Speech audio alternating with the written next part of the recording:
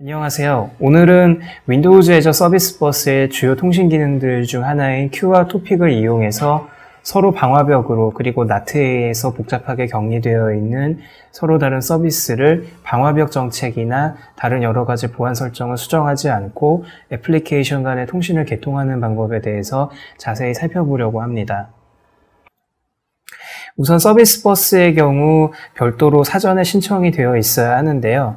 이전 시간에 말씀드렸던 것처럼 서비스 버스는 액세스 컨트롤이나 다른 앱 패브릭 서비스와 마찬가지로 한 네임스페이스 안에서 동시에 프로비저닝 하실 수가 있습니다. 정상적으로 사용 가능한 상태인지 확인하시기 위해서는 windows.azure.com으로 현재 시점에서는 이곳으로 접속해서 서비스 버스와 네임스페이스 상태를 체크하셔야 됩니다.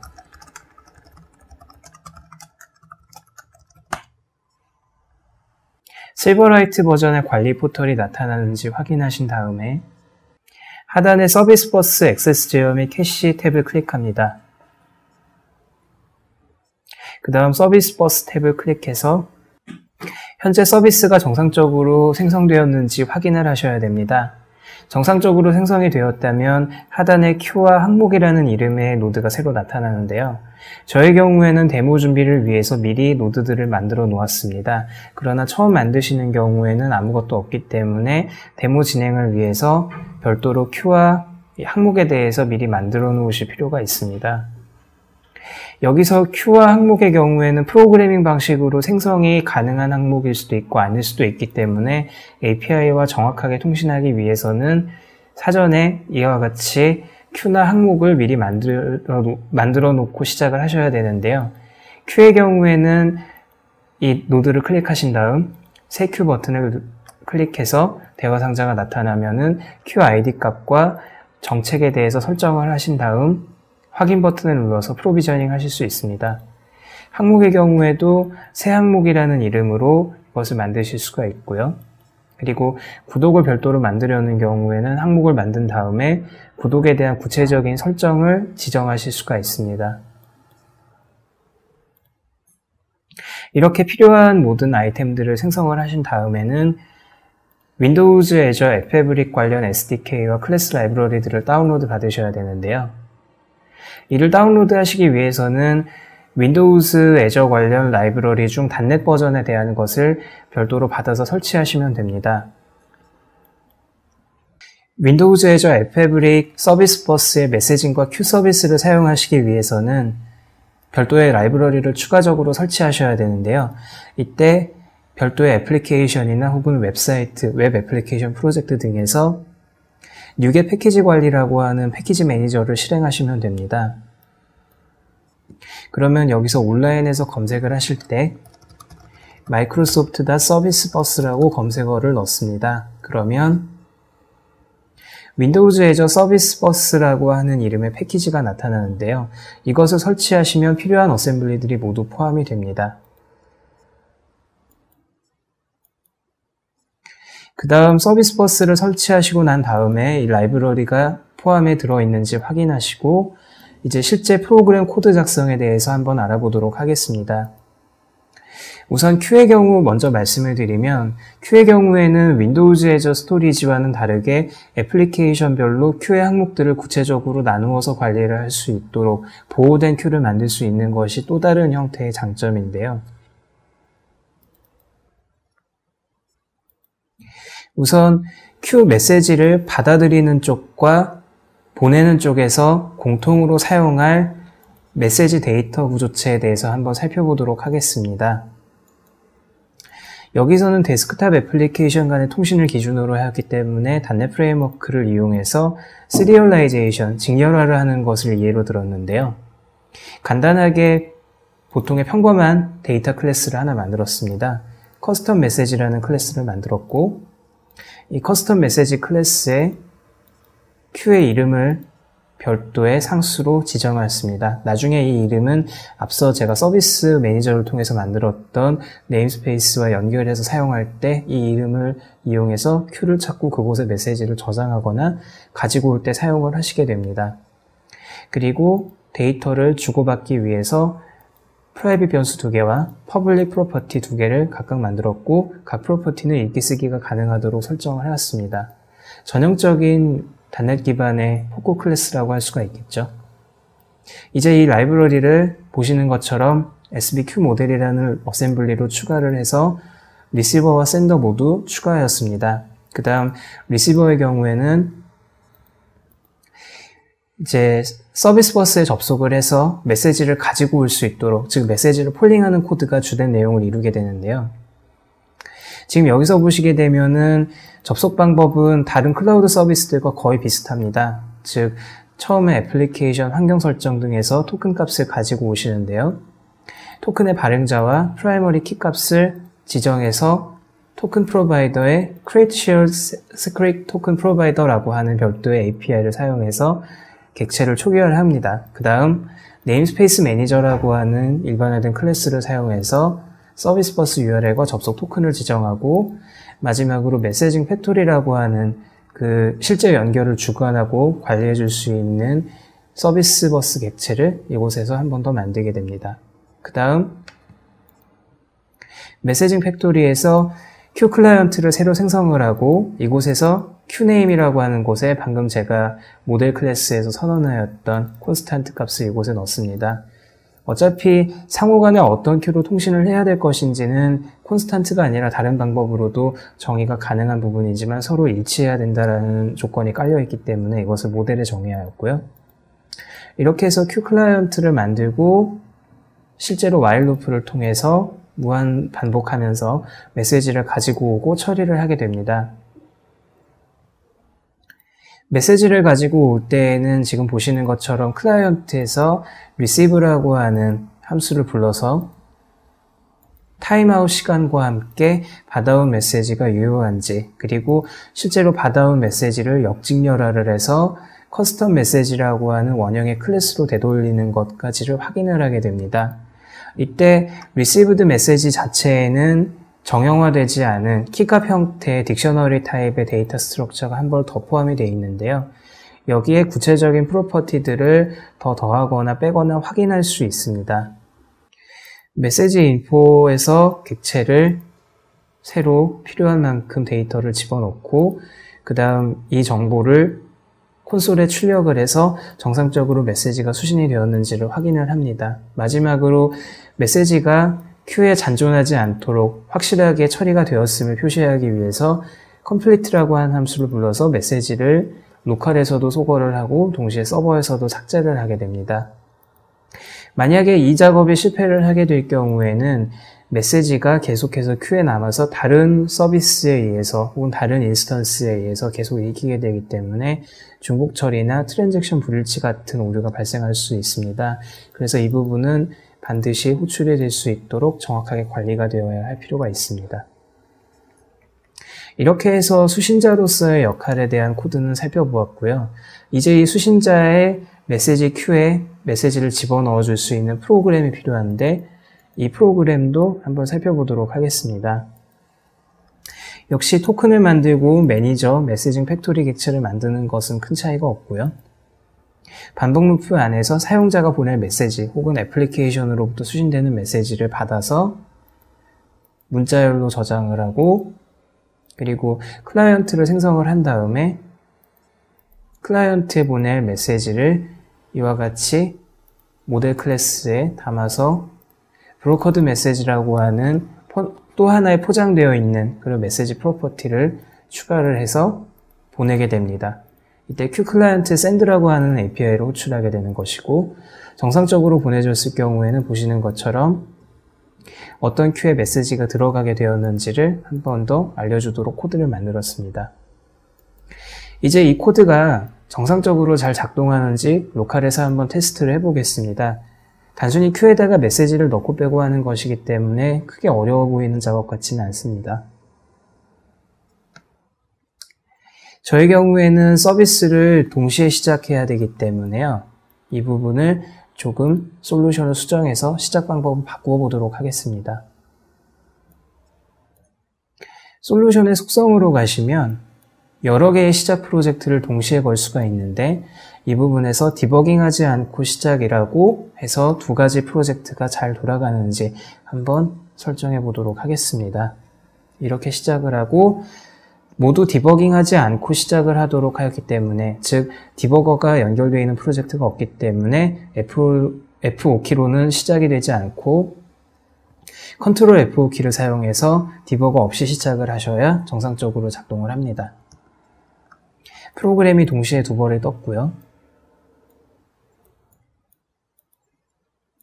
지금 보시면 이쪽이 클라이언트, 이쪽이 메시지를 수신하는 리시버 쪽이 되겠습니다. 여기서 제가 메시지를 보내면 이곳에서 Hello World라고 하는 메시지가 다시 나타나는 것을 볼 수 있습니다.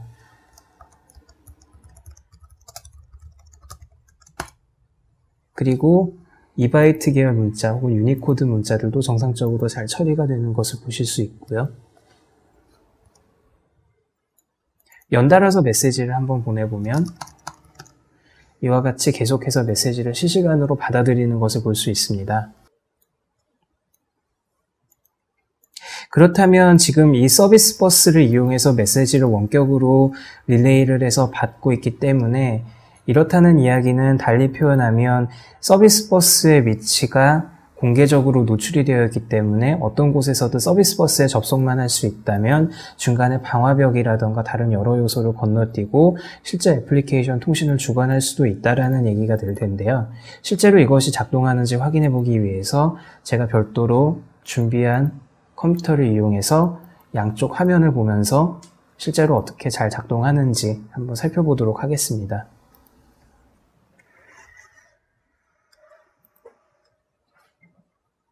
저는 이 부분에서 아까와 같이 동시에 클라이언트와 서버를 띄우고 다른 컴퓨터에서 리시버를 한 번 더 띄워보도록 하겠습니다.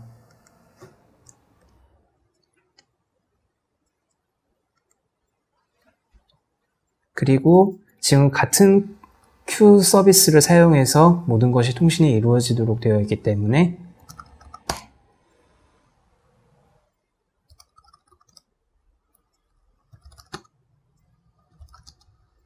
지금 보시는 것처럼 양쪽에서 메시지를 실시간으로 가지고 가는 것을 보실 수가 있습니다. 지금 보셨을 때 양쪽이 적절하게 분할이 돼서 메시지를 가지고 가는 것을 보실 수가 있는데요. 이 과정을 서비스 버스 컨트롤에서 자동으로 적당하게 로드 밸런싱을 수행을 하게 되는 것입니다. 그래서 과부하가 발생을 하더라도 지금 보시는 것처럼 인스턴스 개수가 충분히 배치가 되어 있다면 메시지의 지연 처리 없이 안전하고 빠르게 데이터를 주고받을 수가 있다라는 의미가 되겠습니다.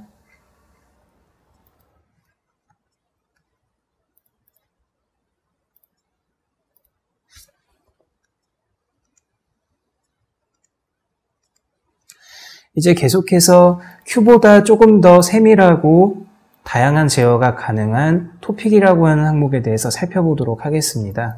토픽은 한국어로 항목이라는 이름으로 번역이 되었는데요. 그렇다고 해서 큰 차이는 없습니다.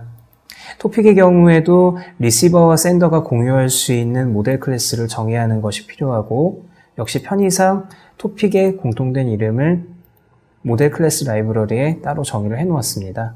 그리고 이번에도 리시버 먼저 살펴보면, 리시버의 경우에도 앞서 보셨던 것처럼 토큰과 매니저를 만드는 것은 동일하고요. 역시 메시징 팩토리도 같은 방법으로 생성하실 수가 있습니다. 그러나 조금 더 복잡한 절차가 필요한데요. 지금 보시는 것처럼 항목이라고 하는 어떤 데이터 집합에서 내가 실제로 관심이 있는 서브스크립션이라고 하는 구독이라는 조건을 달아서 별도의 통신 채널을 만드실 수가 있는데요. 이렇게 이해하시면 될 것 같습니다. 여러분이 만약 SQL 데이터베이스를 가지고 있다고 했을 때 보통의 경우 테이블에다가 공통되어 있는 데이터들을 같이 넣습니다. 그러나 이러한 공통되어 있는 데이터들이 모여있는 테이블 가운데에서도 실제로 여러분이 필요로 하는 조건에 알맞는 검색 조건은 쿼리문에 의해서, 즉 웨어절에 의해서 구분이 되기 마련인데요. 이 항목과 서브스크립션이라고 하는 구독이라는 것과는 바로 이런 관계가 됩니다. 항목이 전체 테이블에 대한 어떤 큐에 대한 내용이라고 가정했을 때 이 들어있는 항목들 가운데서 조건에 맞는 것만 따로 캐시를 해놓고 필터링을 해주는 것이 구독입니다. 다시 말해서 구독이라고 하는 것은 전체 항목의 일부가 되는 것이기 때문에 구독을 위한 별도의 데이터 추가 삭제가 발생하는 것은 아닙니다. 즉 모든 것은 항목에 다시 들어간다는 이야기지만 필터링을 해서 실제로 내가 필요한 것만 받아볼 수 있도록, 즉 이벤팅 처리가 가능하도록 만드는 데 큰 의미가 있다고 할 수가 있겠습니다. 그래서 이 구독을 초기화하는 과정은 잠시 뒤에 살펴보기로 하고요. 그리고 방금 전과 마찬가지로 Q 클라이언트 대신에 서브스크립션 클라이언트라고 하는 것을 초기화를 하게 됩니다. 그리고 토픽이 존재하지 않을 경우에 create topic이라고 하는 함수를 사용해서 토픽을 생성하도록 만들고, 그리고 토픽의 경로는 토픽의 이름을 지정하는 것으로 합니다. 그 다음으로 각각의 구독에 대해서 조건을 걸고 실제로 작업을 할 수 있도록 만들게 되는데요. 처음에는 all messages라고 하는 구독을 만듭니다. 이 구독에서는 조건 없이 모든 데이터를 한꺼번에 수신할 수 있도록 만드는 것이 목적이고요. urgent messages 같은 경우에는 메시지들 중에서 프로퍼티가 urgent인 항목 중 1이라고 하는 데이터를 포함하는 것만 SQL syntax를 사용해서, 즉 웨어절에 오는 조건문이랑 동일하게 필터링을 하실 수가 있습니다. 그리고 마지막으로 high priority라고 하는 이 채널 같은 경우에는 보시는 것처럼 필터에서 이와 같이 important가 1이거나 혹은 priority가 high로 잡혀있는 항목에 대해서 걸러내고, 그리고 그 다음에 그 메시지에 대해서 추가적인 액션까지 지정을 할 수가 있습니다.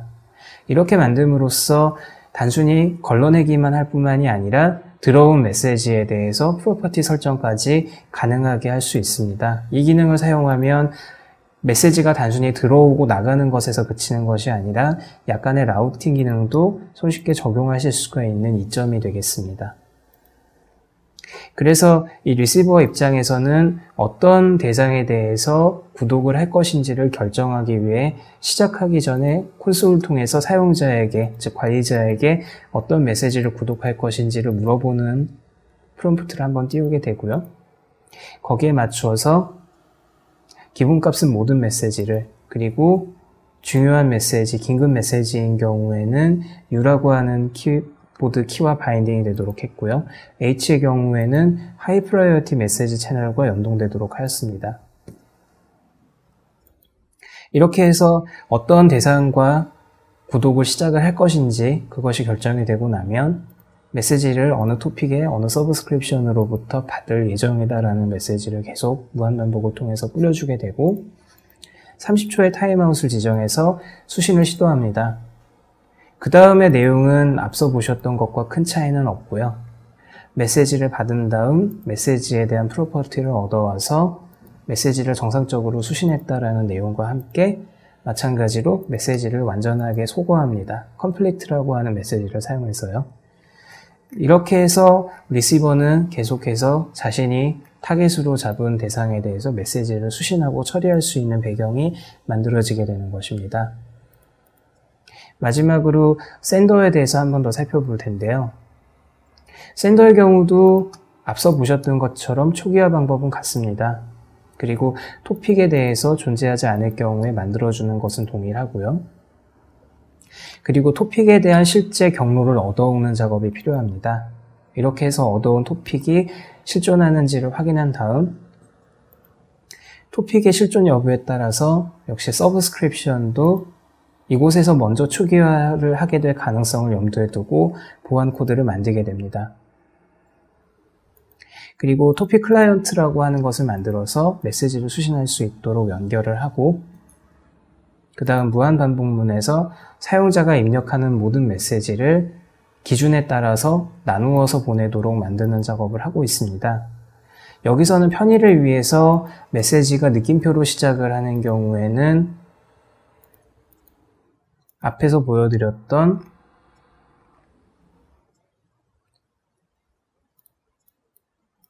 여기서는 메시지가 느낌표로 시작하는 경우에는 앞에서 잠깐 살펴보았던 대로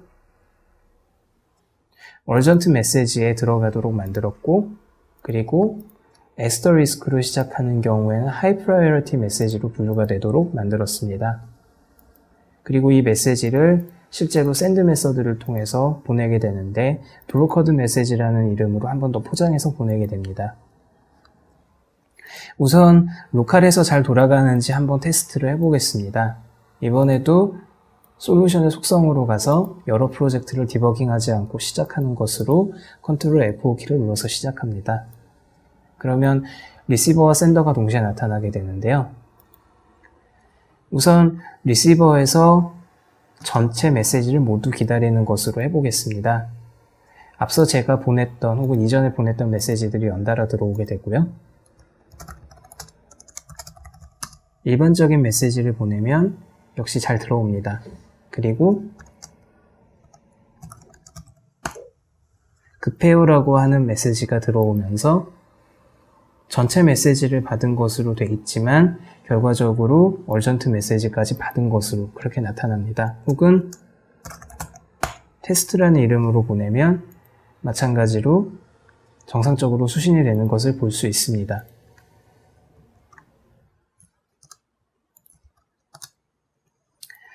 지금 이 서비스도 원격지에 있는 서버에서 리시버에서 정상적으로 수신이 가능한지 또 한번 테스트를 해보도록 하겠습니다.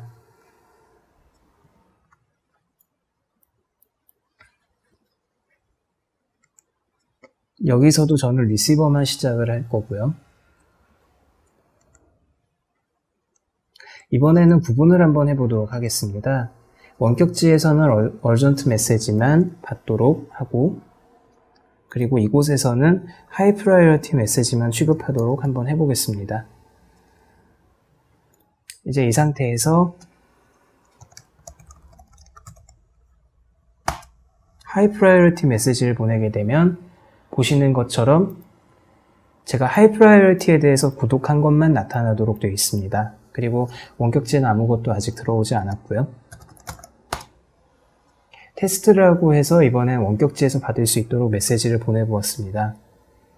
여기서는 단순히 프라이어리티에 대한 조건부로만 설정해서 보내고 있을 뿐이지만 만약에 이 기능을 조금 더 활용을 하신다면 서버를 일정한 그룹으로 묶어서 한꺼번에 메시지를 보낼 곳을 지정하고 지금과 같이 서버를 구분해서 따로따로 메시지를 처리할 수 있도록 만드는 것이 가능합니다. 혹은 별도의 멀티스레드나 다른 여러 가지 병력 기법들을 사용하시면 좀 더 유용한 애플리케이션을 디자인하는 데 도움이 되실 수 있을 것입니다.